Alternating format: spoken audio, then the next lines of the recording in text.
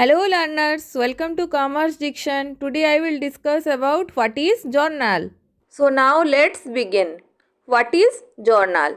Journal is derived from the French word jour means a day. Journal means daily record. It is the book of original entry in which preliminary record of both the aspects of a business transactions are recorded in which they arise, that is in chronological order. So journal is derived from a French word jour which means day. It means daily record of the transactions, and it is also known as the book of original entry because the first transactions are recorded in journal, and it records both the aspects of a business transactions. What is the meaning of both aspects? Both aspects means every transactions, or we can say every business transactions has two aspects. One is debit aspect and another is credit aspect. So in journal both these aspects are recorded in their chronological order, means in their date of occurrence. Okay, so transactions are recorded in their date of occurrence, or we can say in order of their occurrence in the journal. Okay, now your next question is, what is journal entry? The form in which journal is recorded is called journal entry. Means the format in which we do the journal is called journal entry. Now what is journalizing? The process of recording or entering a transactions in the journal is known as journalizing. Okay, so the process in which we record the transactions is known as journalizing. Now why journal is called as the book of original record or book of prime entry? A journal is called as the book of original record or book of prime entry because all the transactions and events are recorded first in this book. So why journal is called as the book of original record? We can say because the transactions and events are first recorded in the book of journal. So it is called the book of original record.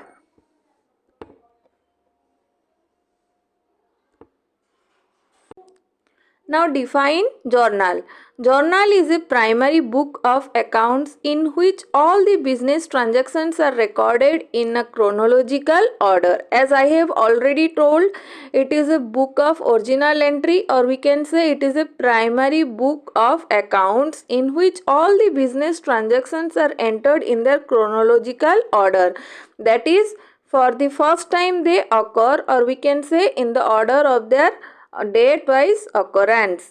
Okay, it records business transactions on the basis of the rules of debit and credit. As I have already told that every business transactions has two aspects. One is debit and another is credit. So in the journal we record the transactions on the basis of the rules of debit and credit. Okay, now what is the pro forma of journal? Okay, so see here, first is your date column, then we have to write the particulars in which the transactions are to be recorded. Then is the ledger folio, means it is the column in which the page number of the transactions recorded in the ledger are to be written over this column. Okay, now next is the amount column. First is the debit amount and second is the credit amount. Okay, so here we will write here date, then month or date. Okay, next is your name of the account which is to be debited. Here is to be written to name of the account. Here to is to be written for the what?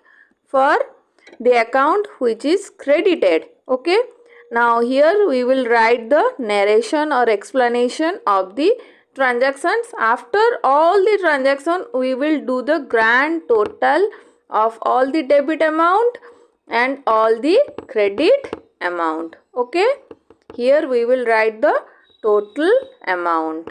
Okay, now next is your what is narration? It is a brief explanation of each journal entry which helps to understand the meaning and purpose of transactions in future. So narration describes about the transactions, or we can say it describes the meaning and purpose for which the transaction is done. Now what is ledger folio? It is not used while journalizing the transaction but is used when posting the transactions in ledger. It records the page number of the ledger book where that relevant account is opened in the ledger. So while doing the ledger, we write the page number of each page. So the page number of each page of the ledger account is written over the ledger folio. Okay. Now what is carried forward or brought forward in journal?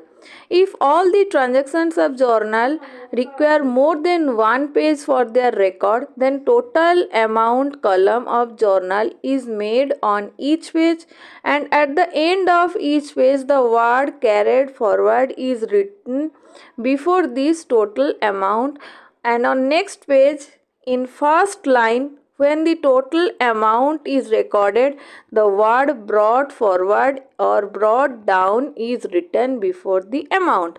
So here you can see that first we write the date column, then particulars, then ledger folio, then amount, then debit amount, then credit amount. Okay. So when our transactions are finished on a particular page, the total of the first page is written as carried forward because it is carried forward to the next page. So here on the first page we will write, or the page where our transactions are completed, we will write carried forward because it is carried forward to the next page. Okay. Now what is brought forward? See, the balance in the carried forward are brought down, or we can say brought forward in the next page and is written in the starting of the transactions of the next page as brought forward balance. Okay. Now we will do the next transactions as written in the book, or we can say written in the questions. Okay. Written in the book, or we can say written in the questions. Okay. And at last we do the grand total of all the transactions. Okay. Now what are the types of journal entry? On the basis of recording transactions, there are two types of journal entry. First is simple journal entry, second is compound journal entry. Now what is simple journal entry? When in a transactions only two accounts are involved, that is one account is related to debit and another is related to credit. The entry passed to record such transactions is called simple journal entry. So remember, in simple journal entry, two accounts are involved. That is, one account is related to debit and another is related to credit. So here we can say this journal is called simple journal entry. Now next is your compound journal entry. So in a compound journal entry is a journal entry that involves more than two accounts. Okay, here in compound journal entry there are more than two accounts. It means there must be at least two debits and at least one credit, or at least one debit and at least two credit, or there can be at least two debit or at least two credit also. In simple words, an entry in which more than one account is debit or credit or both, these are recorded for transactions which are of similar in nature and occur on the same day. Okay, so compound journal entry are done for that transactions which occur on the same day and which are of similar in nature. Okay, so this is called compound journal entry. So in the preparation of final account, we can say there can be opening entry, transfer entry, closing entry, rectifying entry, adjustment entry. Okay, so first, what is opening entry? So business is a going concern, we know. It never, we can say ends.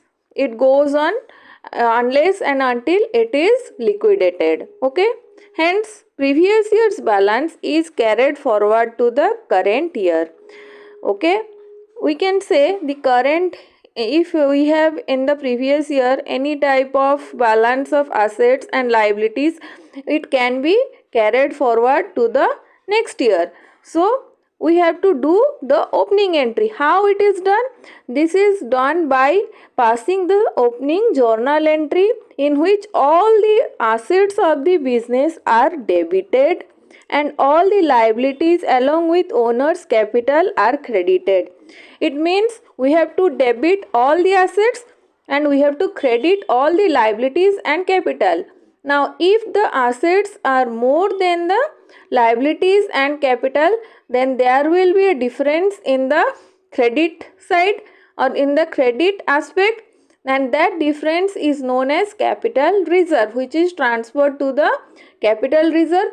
And if liability and capital is more than the assets, then difference in asset, or we can say then the difference in debit amount is written as goodwill. Okay, now next is your transfer entry. Transfer entry is that entry through which amount of an account is transferred to another necessary account. In this case, wrong posting, that is transfer entry, is used to rectify the mistake. So transfer entry is the entry which is passed to rectify a mistake, and it is done while we do the rectification of error. Okay, now what is closing entry? And it is the entry in by which the balance of revenues and expenses are closed by transferring their balances to the trading account or profit and loss account, is called the closing entry. Such as closing stock, it is closed by transferring it to the trading and profit and loss account.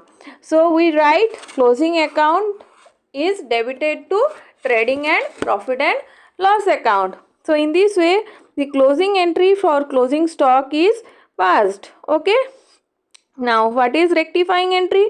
That entry which is passed to make some correction in the books of original entry is called rectifying entry. So during rectification of error, if we have made any mistake in the books of journal or subsidiary book, we can do correction by passing the rectifying entry for that particular transactions. Okay, now what is adjustment entry? It is the entry through which assets and liabilities are recorded at their true values and revenues are matched with the expenses. Now we do some adjustment entries. In this entry, all the assets and liabilities are recorded at their true values and revenues are matched with their expenses. So by this way we make adjustment of all the assets and liabilities and revenues and expenses. Okay, now next is the classification of goods account. The term goods means those which are purchased by the business for resale. It means if anything is purchased in the business for resale purpose, then it is termed as goods. For example, for a cloth dealer, clothes are the goods and furniture in his business are the assets.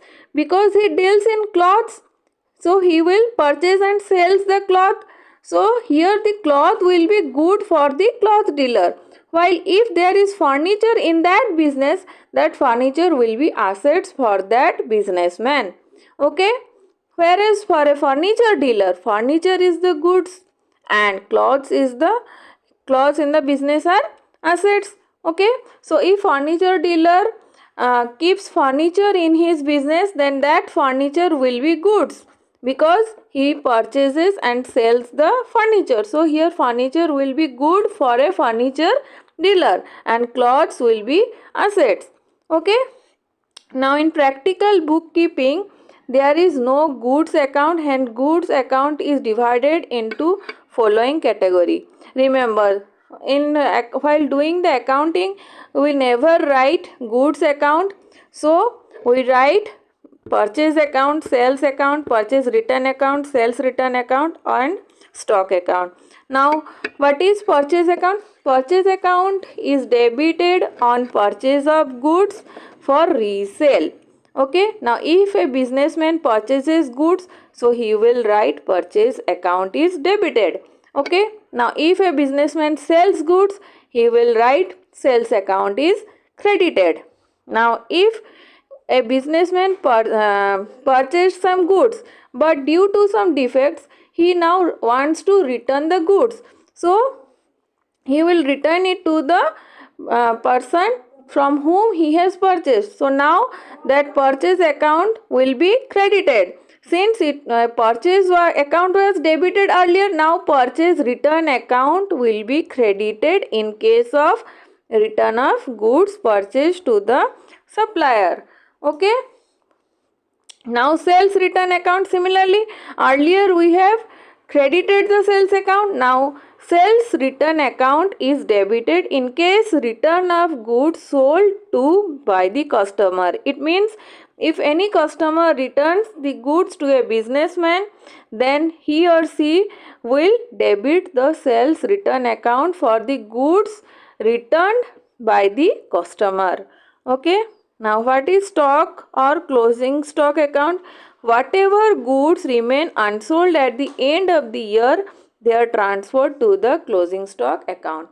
It means the stock which are not sold over the year, or the goods which are not sold over the year and are left at the end of the year, or which remains unsold at the end of the year, are transferred to a account. In which account? It is transferred to the closing stock account. Okay.